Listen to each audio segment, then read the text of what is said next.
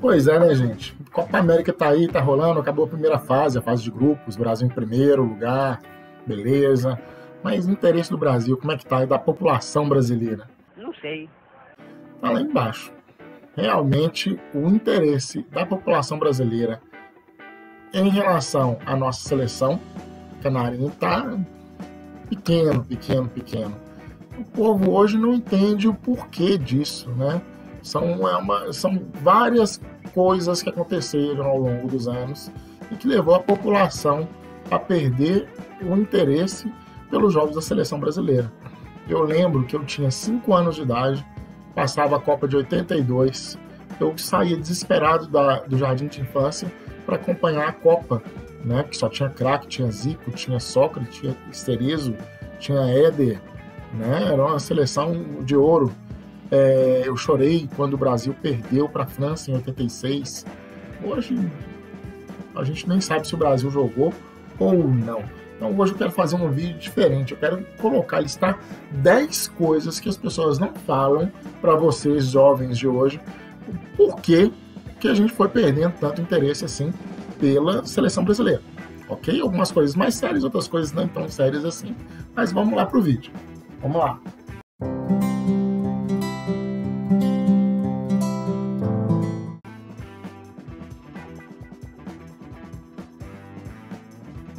Primeira coisa, as músicas. Gente, as músicas da Copa do Mundo, das Copas do Mundo de antigamente, as músicas brasileiras eram muito boas. Nossa Senhora, eram muito boas. De 58, 62, 70, de 58, se não me engano, era Pra Frente Brasil. Pra Frente Brasil, 50 milhões em ação. Pra Frente Brasil, salve a seleção. Cara, era mais ou menos isso aí, né? Tinha a música lá da década de 70, né? Não. Essa é de 70. A de 58 era o brasileiro lá no estrangeiro, mostrou o futebol como é que é, ganhou a Copa do Mundo, sambando com a bola no pé. Ótima música. Cara, 82 tinha uma música que chamava Voa Canarinho Voa. Era um sambão, e quem cantava o samba era os 5 da seleção, o Júnior, o grande Júnior, lateral da seleção brasileira, do Torino da Itália, do Flamengo. Era o Júnior que cantava. Então a música movia o coração dos brasileiros. Era uma coisa excelente. 86 também teve uma musiquinha, 90 teve lá um lá lá lá lá lá. Depois a Globo começou com uma música. A torcida são milhões de treinadores, cada um já escalou a seleção. A qualidade foi caindo, foi uma coisa meio que robotizada. O povo não comprou a música, não. Pode parecer uma coisa besta aqui que eu tô falando, mas isso é muito importante. Tem muito tempo que não existe uma música boa sequer da seleção brasileira para animar a população a cantar a música. Você ouvir aquela música, não, eu tô animado, vou assistir o jogo e tudo mais. Nossa Senhora. Aliás, falando em música, Copa 2014 foi no Brasil. Vocês lembram o tema da música, tema da FIFA? Ninguém lembra. Ninguém lembra. Eu achei absurdo que o Skank fez a música. É uma partida de futebol. Não precisava nem gastar dinheiro fazendo música. Já tinha a música da Copa e não colocaram. É uma partida de futebol.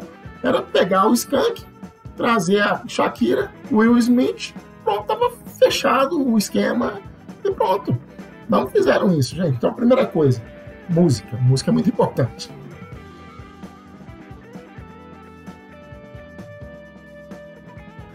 Segunda coisa. Hoje falam 3-4-3, o futebol moderno. O Brasil não joga o futebol moderno, que não sei o quê. Mas os mais velhos vão me dar razão. O futebol europeu de hoje joga da mesma forma como o Tele Santana jogava na Copa de 82. É isso mesmo.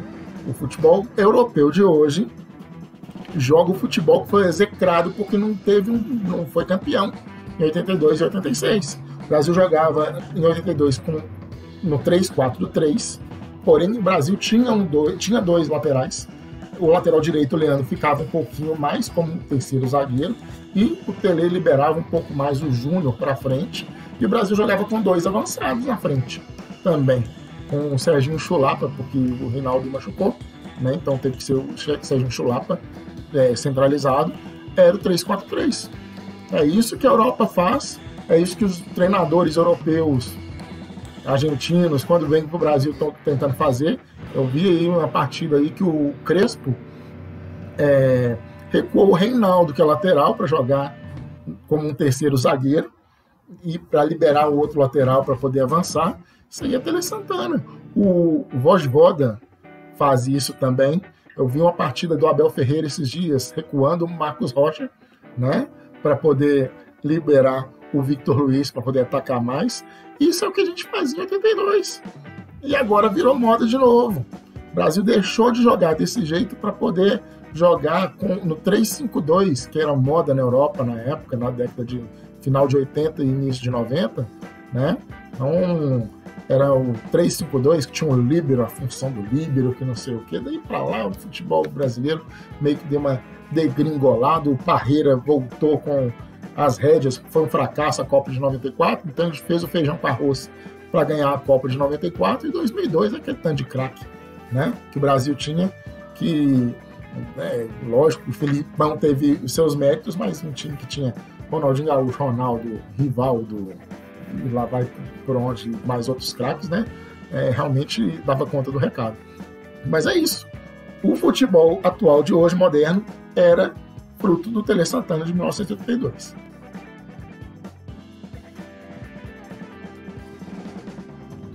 Terceira coisa, o Romário foi mais importante para o Brasil na Copa de 1994 do que o Ronaldo Fenômeno foi para o Brasil na Copa de 2002. É isso mesmo, meninos que estão me ouvindo hoje. Todo mundo novo, Ronaldo, não sei o quê. Mas o Romário, o que o Romário tinha em 94? Eu não vou falar que ele levou a Copa do Mundo nas costas, como muita gente fala. Não foi isso. O Brasil tinha bons jogadores ao lado do Romário. E o Ronaldo tinha craques ao seu lado. Essa é a diferença. O Ronaldo tinha Rivaldo, tinha Ronaldinho Gaúcho, Kaká no banco, enfim. Cara, o Ronaldo não jogou sozinho. O Romário realmente fez uma grande diferença. O pessoal fala, não, o Romário é muito metido, que não sei o quê, fala muito, mas ele pode falar. O cara resolvia. O Brasil, da mesma forma que não foi em 2002, ficou prestes a não ir para a Copa por causa das eliminatórias, teve uma eliminatória muito difícil.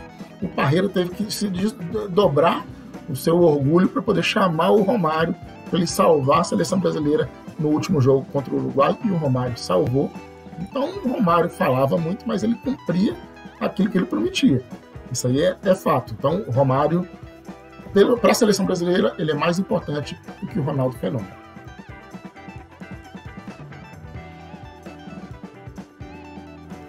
Quatro. E por falar em importância, eu tenho que falar sobre Amarildo e sobre Rivaldo. Amarildo, em 1962, o Pelé tinha se machucado no início da Copa do Mundo e ele assumiu o protagonismo da Copa de 62 junto com o Garrincha. Hoje o pessoal fala muito do Garrincha, mas o Amarildo realmente teve uma importância muito grande, tão importante quanto a do Garrincha. Mesmo eu digo para o Rivaldo na Copa de 2002. O Rivaldo foi, de longe, o craque da Copa do Mundo. Não foi nem da seleção brasileira na Copa de 2002, não. Da Copa do Mundo de 2002.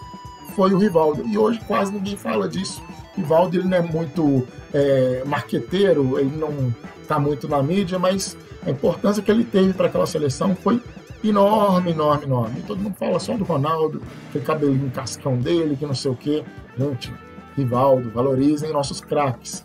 Até aqueles que a imprensa não valorizou tanto assim.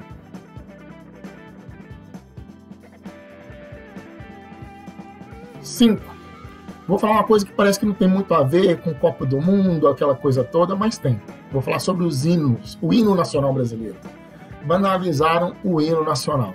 Antigamente você via um jogo da Copa do Mundo e todo mundo parava, pode ser no estádio como na televisão ou em casa, na frente da televisão, tocava o hino, todo mundo parado, silêncio, vamos ouvir o hino em respeito e aquele momento de civilidade, aquela coisa toda, né? Energia para cima, tudo mais. Gente, o que aconteceu? Não sei quem foi o grande idealizador do projeto, mas em tudo quanto é lugar, tudo quanto é jogo de várzea hoje toca o hino nacional. Tá jogando 15 de Piracicaba e Catanduvense, hino nacional. Tá jogando o RT e Borroló, hino nacional.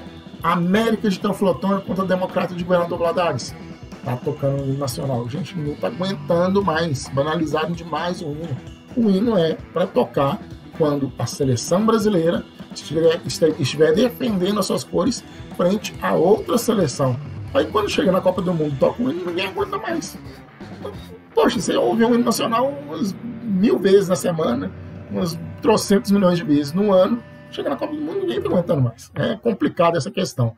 E por falar em hino nacional, vale a pena lembrar uma coisa que todo mundo faz errado. Termina o hino, todo mundo bate palma. Não pode bater palma no final do hino, gente. Isso é desrespeito, viu? Olhem isso aí direitinho que terminou o hino, beleza, acabou. Não batam palma.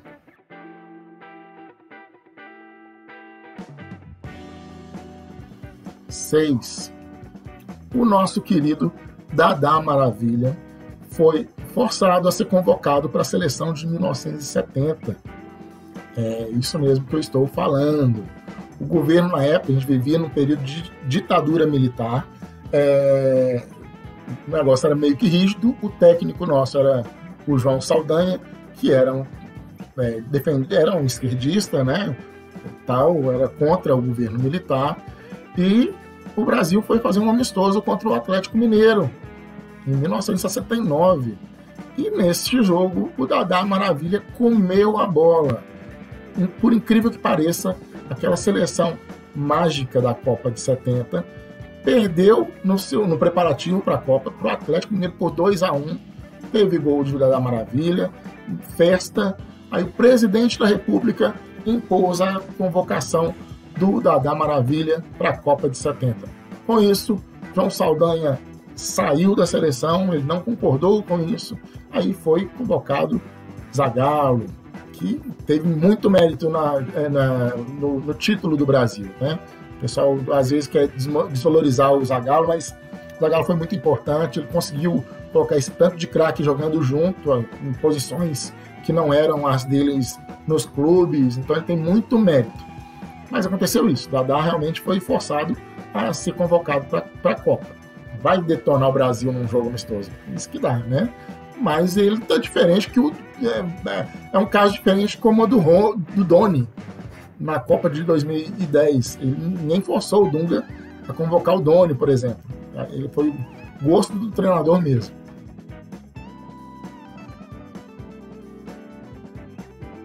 Sete.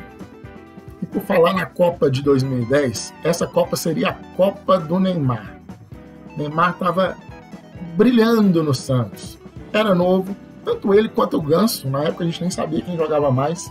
O Ganso jogava bem naquela época, gente. Acreditem se quiser, né? Era a Copa dos Meninos. O Dunga não levou. O Dunga estava com um grupo fechado. Era o pessoal que era comprometido com ele, aquela coisa toda. Não levou os meninos. Os meninos poderiam ter ido para poder apoiar o Kaká que chegou estourado na Copa do Mundo. Acabou que forçaram demais, ele nem chegou ao final da Copa, machucou, né? Se o Neymar e o Ganso tivessem ido, talvez não tivessem forçado tanto o Kaká, e ele teria condições de apoiar o Neymar e o Ganso para o caminho do título naquela Copa de 2010. Não foi isso que aconteceu, vocês viram que o final foi ruim. O Brasil saiu da Copa do Mundo numa partida contra a Holanda, se não me engano, em que o Dunga nem fez as 3 substituições que devia fazer, porque olhava no banco, não tinha tanta opção assim. Pasmem, mas foi isso que aconteceu, né? Essa Copa seria a Copa do Neymar. Diferente da Copa de 2014, que ele não ganhou, diferente da Copa de 2018, que ele não ganhou, e diferente da Copa de 2022, que infelizmente eu acho que ele também não vai ganhar.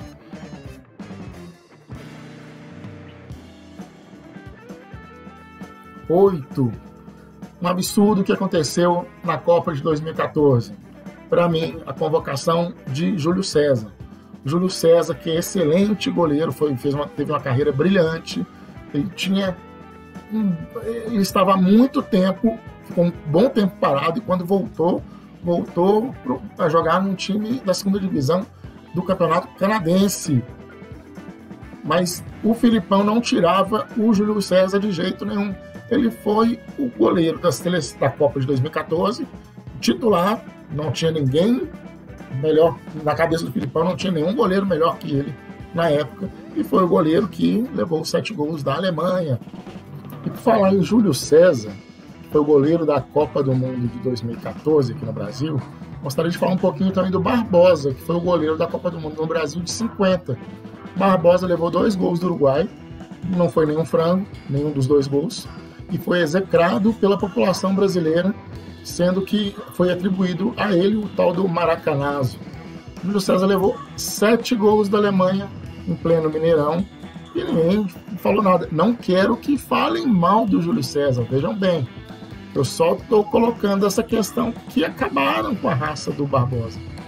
Não estou querendo falar nada, mas o Barbosa era um negro na década de 50. Talvez isso tenha pesado alguma coisa por causa do preconceito da época, né? Você vê como é que são as coisas, como... Será que mudou muita coisa de década de 50 para cá? Vamos para o próximo.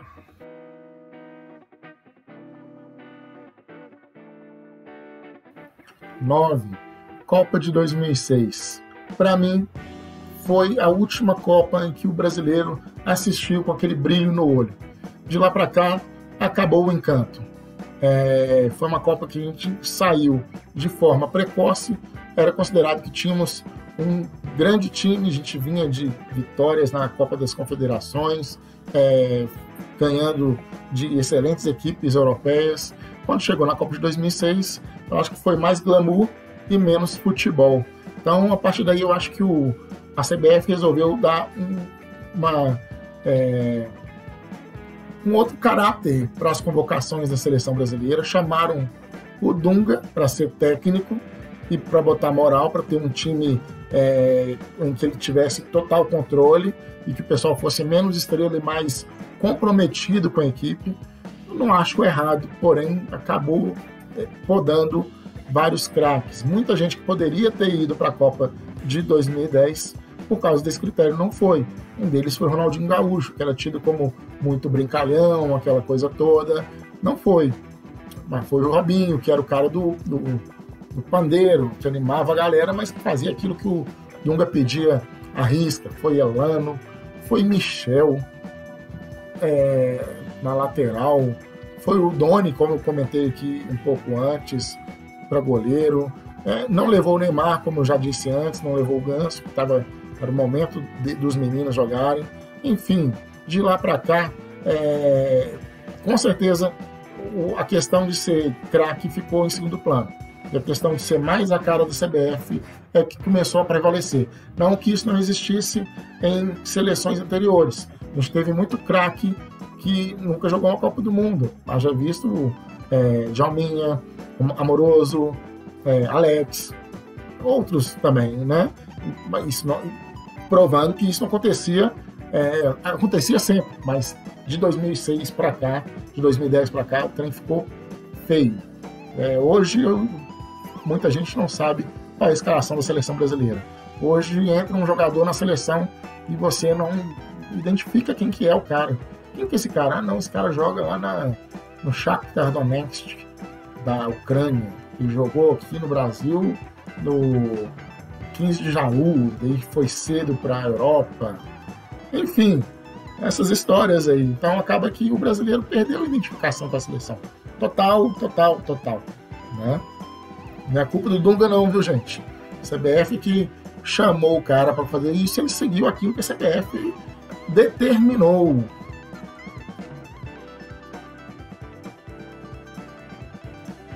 E 10, por fim, vou falar dele. Já estava falando do Dunga, vou continuar falando do Dunga.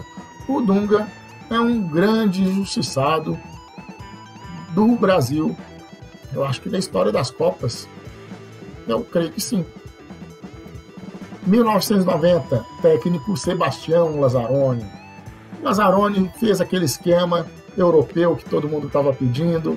Nossa, é moderno, futebol moderno, vamos fazer um esquema aqui legal, vamos colocar o Brasil no 3-5-2, vamos colocar aqui uma zaga mais reforçada, 2 volantões. Vamos lá, vamos jogar a Copa. O que deu? 1990, oitavas de final, gol de Canidia, passe de Maradona, Brasil fora da Copa do Mundo. Ninguém aceitou isso no Brasil, e acabou que apelidaram aquela seleção que não deu certo de Era Dunga. O Dunga ficou marcado, né, com essa pecha aí nos seus ombros por muito tempo, até chegar na Copa de 94, em que ele... Sim, olha, o Romário para mim foi o mais importante da Copa de 94, mas o Dunga foi o segundo. O Dunga foi o capitãozaço. Quem falava que o Dunga era brucutu, não era brucutu. Desarmava, saía para jogar de forma excelente, dava uns passes excelentes. Cara, o Dunga era a raça em pessoa, era um grande jogador. Então, poxa, se eu quisesse colocar aqui um jogador que eu realmente admiro, quem você gostaria de ser, Cristiano? Se você jogasse futebol, aquela coisa toda, eu queria ser o Dunga. Para mim, ele representa tudo que eu acho que é certo. É aquela questão da garra, da fibra, do comprometimento, do trabalho, né? Dunga era isso.